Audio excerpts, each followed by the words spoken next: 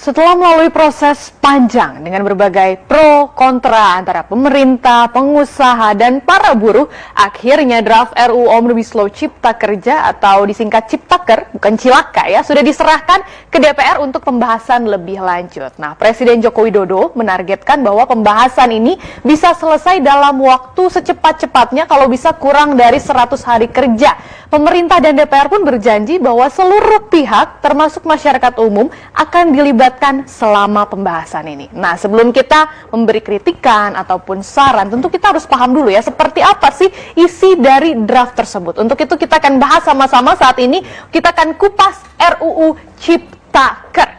Yang pertama, dalam draft tersebut ada hal yang menarik yang diinginkan para pekerja, tentu saja bonus ya. Nah, ini dijelaskan bahwa akan ada bonus sampai 5 kali gaji. Tapi jangan seneng dulu karena ada syarat-syaratnya dan jumlahnya juga akan berbeda-beda ternyata tergantung masa kerjanya. Kita lihat dari yang kalau bekerjanya kurang dari 3 tahun ini akan mendapatkan 1 kali gaji kerja. Kemudian kalau bisa sampai lebih dari 3 tahun atau lebih dari 3 tahun hingga 3 tahun atau lebih, maka itu akan mendapatkan 2 kali gaji untuk bonusnya. Kemudian kalau bisa lagi sampai 5 tahun atau sudah lebih, itu bisa sampai 3 kali gaji. Nah, untuk yang lebih lama dari 9 tahun atau lebih, maka baru bisa mendapatkan 4 kali gaji. Sementara untuk 5 kali gajinya baru bisa Anda dapatkan kalau Anda sudah bekerja hingga 12 tahun atau lebih. Jadi ternyata bisa dibilang harus cukup lama dulu nih kita mengabdi ke suatu perusahaan untuk bisa memperoleh 5 kali gaji. Mungkin ini baru tepat ya.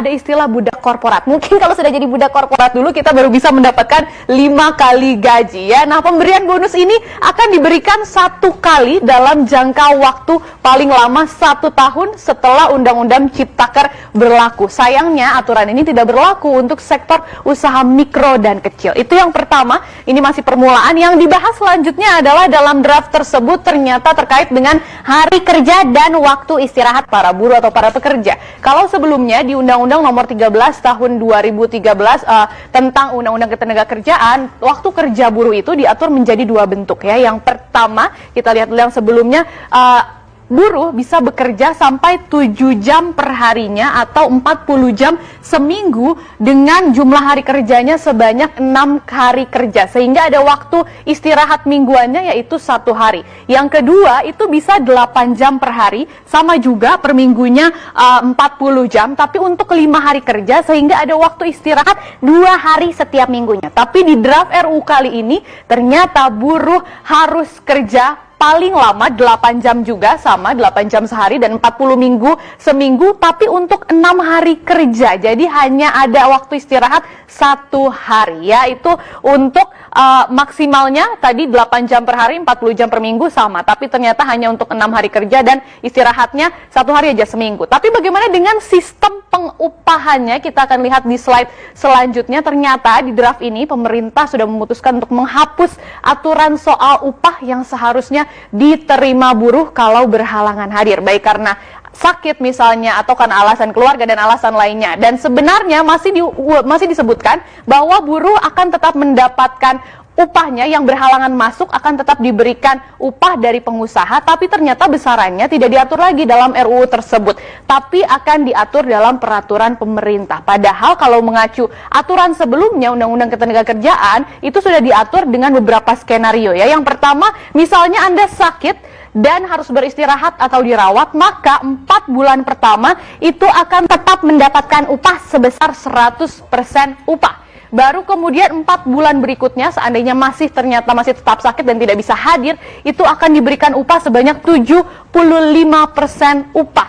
Dan 4 bulan ketiga, misalnya masih juga harus istirahat, akan menerima 50% upah. Baru selanjutnya 25% upah akan diterima kalau belum terjadi keputusan untuk memutuskan hubungan kerja atau PHK. Selain itu untuk pekerja yang tidak masuk, kalau tadi karena sakit, kalau karena menikah atau menikahkan anaknya dan acara-acara keluarga lainnya, itu juga masih mendapatkan upah untuk 2 hari kerja. Nah, lalu bagaimana nasib para buruh yang kena PHK? Kita lihat di slide yang selanjutnya. Di draft tersebut disebutkan bahwa rumus perhitungan pesangonnya ternyata agak sedikit berbeda. Ada 2 komponen yang digunakan sebagai dasar perhitungan pesangon dan uang penghargaan masa buruh, yaitu yang pertama upah pokok pekerja dan tunjangan tetap yang diberikan kepada buruh dan keluarganya. Untuk 2 poin ini hampir mirip dengan yang sebelumnya dan jumlah pesangonnya juga tidak ada perubahan, masih sama begitu ya. Tapi dalam draft tersebut ternyata ada yang berbeda, yaitu ketentuan soal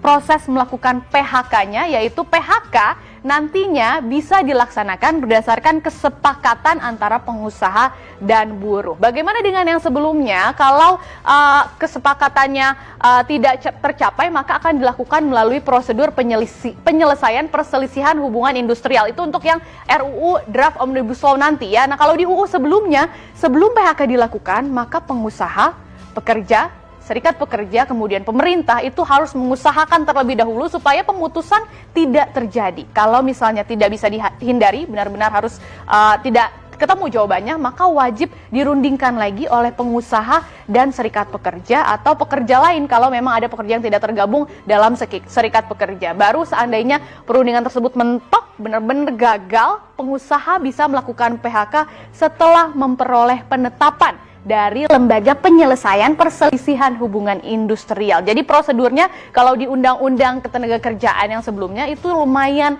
panjang. Kalau yang ini langsung gitu ya, kalau harus sesuai kesepakatan pengusaha dan buruh. Kemudian selanjutnya ada poin penting lainnya, yaitu tentang penghapusan cuti panjang. Nantinya cuti panjang ini akan diatur dalam perjanjian kerja sama masing-masing. Jadi tidak ada aturan yang mengharuskan untuk memberikan cuti panjang bagi pekerja. Padahal kalau dilihat di aturan sebelumnya lagi, itu diatur ternyata dengan jelas ya. Kalau masa kerja seorang buruh bisa lebih dari 6 tahun secara terus-menerus di perusahaan yang sama, maka pengusaha wajib ya, digarisbawahi, wajib memberikan waktu istirahat atau cuti panjang sekurang-kurangnya 2 bulan. Dan cuti panjang ini diberikan pada tahun ke-7 dan ke-8 masing-masingnya 1 bulan, dan ia berhak mendapatkan cuti panjang ini selama 1 bulan masing-masing, tapi dengan catatan pekerjanya tidak berhak atas istirahat atau cuti tahunannya dalam 2 tahun berjalan. Kemudian